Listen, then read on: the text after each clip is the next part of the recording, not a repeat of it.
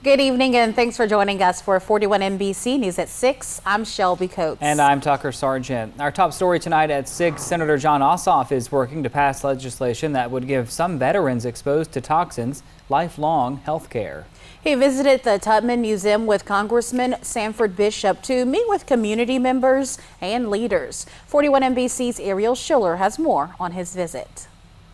Senator Jon Ossoff is working to make sure veterans who fought in Afghanistan and Iraq, who are exposed to toxic chemicals or burn pits, have the health care they need. He says there's a bipartisan push in the Senate to pass the legislation. This is about coming together as an American people to ensure that those who made tremendous sacrifices in defense of our country, those who put it all on the line in Iraq and Afghanistan and were exposed to toxic waste and toxins and burn pits, get the lifelong expanded access to care through the VA that they need, have earned, and deserve. Senator Ossoff, along with Congressman Sanford Bishop, hosted a roundtable discussion with community members and leaders that was closed to the press. Macon resident Stanley Stewart says having national leaders come to discuss local issues is needed. Stewart says he was pleased to hear about Senator Ossoff's push for expanding veterans' health care. Our veterans served us well, and we're just coming off Memorial Day, of course. Those individuals who died in the line of duty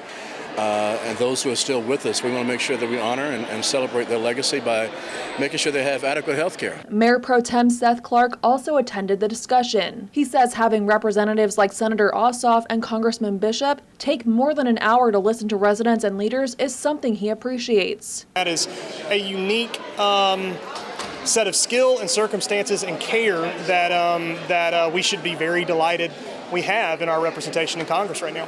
Mayor Pro Tem Clark says the legislation will likely help veterans living in Middle Georgia. I stand with Senator Ossoff as he calls for and urges his colleagues in the United States Senate to take it up for a vote next week. I think that is the appropriate measure, and the bill seems to be in the right posture, and it's time. In Macon, Ariel Schiller, 41 NBC News. Senator Ossoff says he's pushing for a vote on the legislation next week.